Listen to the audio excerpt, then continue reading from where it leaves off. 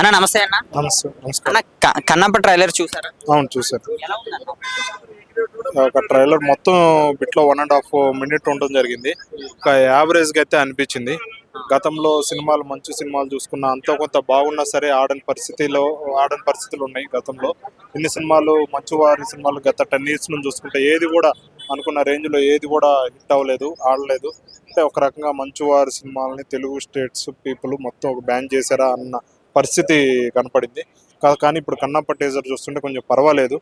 ఒక సినిమా కూడా ఒక యావరేజ్ కన్నా ఉంటే సినిమా ప్రేక్షకులు నచ్చుతుందని కోరుకుంటున్నాను.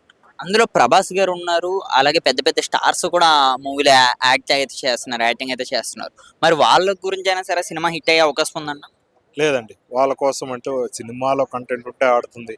ఇంకా సినిమాలో కంటెంట్ లేకుండా ఒక దేవుణ్ణి ఉపయోగించుకొని, లేకపోతే మనుషుల్లో స్టార్ హీరో ప్రభాస్ని, మోహన్ లాల్ని, ఒక స్టార్ని దేవుళ్ళని ఉపయోగించుకొని హిట్ కొట్టుదామండి, మంచువారు మళ్ళీ హిట్ కొట్టి మళ్ళీ ఈ మంచు ఈస్ బ్యాక్ అనిపించుకుందామంటే కుదరదండి. దాంట్లో కంటెంట్ ఉంటే ఆడుతుంది. కంటెంట్ ఉన్నదంటారా? మీ అభిప్రాయం ప్రకారంగా కంటెంట్ ఉన్నదంటారా? అంటే మన ట్రైలర్ ఈ కట్టు చూస్తుంటే నాకు పెద్ద అర్థం కాలేదు. సినిమా చూస్తేనే మనకి ఈ 1 minute లో మొత్తం కంటెంట్ ఉందా అంటే మనం దాంట్లో చెప్పుకోదగ్గ కంటెంట్ అయితే కనపడలేదు. ఈ 1 minute ట్రైలర్లో ఎక్కడా కనపడదు. ట్రైలర్ కట్ అంటేనే ఒక హైలైట్స్ తీసుకొని ఒక ప్రేక్షకుల్ని ఒక స్టెప్ ఎక్స్పెక్టేషన్స్ పెంచే విధంగానే ట్రైలర్ని కట్ చేస్తారు తప్పితే దాంట్లో కంటెంట్ని మనకు చూపించరు కదా. కాబట్టి ఏంటంటే మన సినిమా వచ్చినాక దాంట్లో విషయం ఉందని తెలిస్తే ఆడుతుంది. విషయం లేకపోతే ప్రభాస్ కాపాడలేడు, మోహన్ లాల్ కాపాడలేడు, శివుడు కూడా కాపాడలేడు.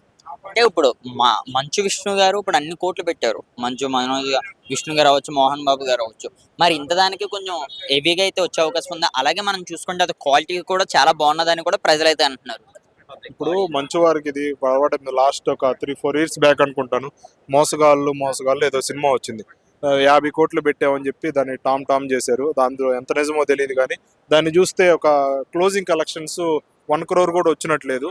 అంటే అంటే చూసుకుంటే 50 కోట్లు ఎక్కడ, 1 crore ఎక్కడ, ఇంత దారుణమైన స్థితిగా కలెక్షన్స్ వచ్చినాయి. అంటే మంచువారు చెప్పినట్టుగా ఇంత బడ్జెట్ పెట్టేది అనేది వాళ్ళకి వెనకేసుకోవాలి. ఇది నిజమా కాదా కూడా అనిపిస్తుంది. మంచువారు నిజం చెప్తున్నారు, అబద్ధం చెప్తున్నారు అంటే ఏంటంటే ఒక బాక్స్ ఆఫీస్ పరంగా ఒక హీరో మీద ఇంత పెట్టాలంటే వాళ్ళ వెనకాల బ్యాక్గ్రౌండ్ చూడాలి, వాళ్ళ లైఫ్ టైం కలెక్షన్స్ చూడాలి.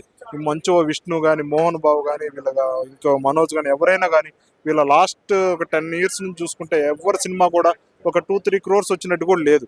ఇంత బాక్స్ ఆఫీస్ పరంగా ఇంత వీక్గా ఉన్న వాళ్ళ మీద ఒక 200 కోట్లు, 300 కోట్లు, 100 కోట్లు ఇంత దారుణమైన బడ్జెట్ పెట్టి ఎందుకు తెస్తారు అర్థం కాదు. ఇదైతే మంచు విష్ణు ఒక అబద్ధం చెప్తున్నాడని అర్థమైపోతుంది. అంత బడ్జెట్ పెట్టరు. మంచు విష్ణు జస్ట్ దీన్ని ఒక ప్రమోషన్ గా వాడుకుంటున్నాడు అనిపిస్తుంది. ఇదే బడ్జెట్ నిజమైతే మాత్రం 100% ఇంత బడ్జెట్ రికవర్ చేసే పరిస్థితి లేదు ఇప్పుడు. అందులో ఎంతమంది 10 మంది స్టార్ హీరోలు పెట్టినా కానీ అందరు కలిపి చూడరు కదా. ఒక 10 మంది, ఒక 2-3 స్టార్లు పెట్టారంటే వాళ్ళ ముగ్గురికి వచ్చిన డైలీ రెగ్యులర్ సినిమాలు వచ్చిన కలెక్షన్స్ వస్తాయా? ఇప్పుడు ప్రభాస్ ఉన్నాడు, కల్కి తీసాడు, కల్కికి వచ్చిన కలెక్షన్ దీనికి వస్తాయి? రావు కదా.